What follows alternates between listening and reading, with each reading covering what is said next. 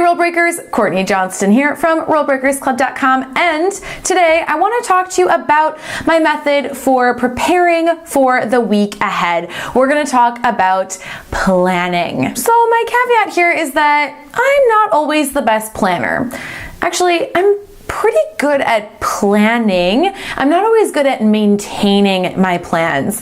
And so I have had to develop a system for making sure that I remain on top of things as my business grows. Because the last thing you want to do is start dropping balls left and right. That is way more miserable than just following the plan in the first place. First thing you need to do is you need to block off time in your schedule every single week for planning your next week. I like to do this on Sunday evenings for a few reasons. Number one being, well, Friday is just too fatiguing. I'm just too done for the week on Friday to start planning for the next week. I am not reliable on Friday afternoon, so don't try to get in touch with me. And by Monday morning, if I haven't already set the stage for the week, I'm going to start behind. I'm going to already feel behind when I wake up on Monday morning. So I think it's really important to do this on Sunday evening so you can really prep yourself for the week ahead. Once you've got time aside to plan your schedule, the next thing I think is really important to do is to have a project management system. Even if you're a solopreneur and you literally don't work with anyone else and you are the only person in your business, I think it is vital that you have a pro level project management system. Even if it's pen and paper to-do list, that works best for you, go for it. There are tons of project management systems out there like Asana or Trello, Basecamp, etc. Just pick one and go with it. I personally use Asana with my team. I'd be happy to make a video about that. If you want one, just leave a comment saying Asana video in the comments below. And if I get enough of those and I see some desire, I'll make a video for you guys on how I use Asana to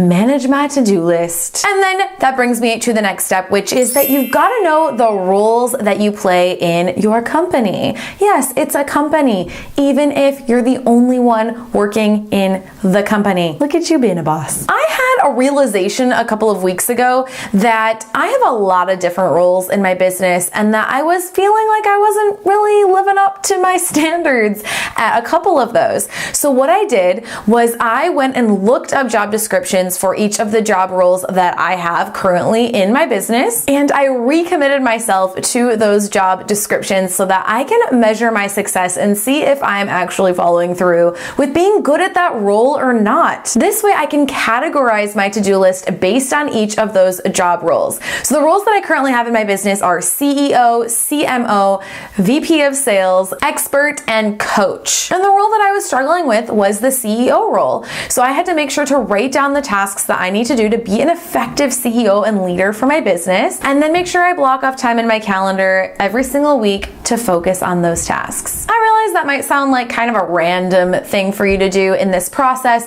but I think it's a great way of looking at your list and seeing if you are really only focusing on branding related stuff and you kind of need to focus on some financial stuff, some admin stuff that maybe you've been avoiding. Once you've done all that, the next thing that you've got to do is decide on your most important tasks, or MITs, for the week. I choose 3 MITs for each day of the week. And I only choose 3 because I've tried to do 5 before and I never finish all 5 things. So every single day of the week, I pick the 3 things that I must accomplish that day, knowing that I probably won't get much else done. I also like to outline my MITs either in my Conquer Your Year Planner by Natalie McNeil. This is one of my favorite planners ever. It is designed for being a productive, badass entrepreneur. And I also like to do more of a bullet journal method, which is just a little bit more simple, by outlining my week and then just picking my 3 most important tasks for each day of that week. Now that you know what tasks you need to do, it is time, my friends, to start blocking off the time to do those tasks on your calendar. So when you start blocking off your calendar, the first thing I think is important to do is to block off time for those things that you have to do every single week, like eat lunch and when you're sleeping and waking up and exercising and any other long-standing appointments, like if you have to pick up your kids or take them to certain activities at a certain time that's predictable every day, then make sure to put those things on your calendar first. Then just verify that you have all of your scheduled one-time appointments on the calendar calendar for the week, because the last thing you want to do is double book yourself and think you're going to record videos during a time where you actually have a dentist appointment. And finally, once you have all those time-sensitive appointments that can't be moved on your calendar, it is time to block off time to accomplish your MITs that we discussed in our previous point. So it makes sense that if these are the 3 most important things that you need to get done in a day, then you've got to block off time to do those things. My rule of thumb here is to estimate how long I think it's going to take me and then double that amount of time, and usually that's still not enough time. Finally, once your entire week has been planned,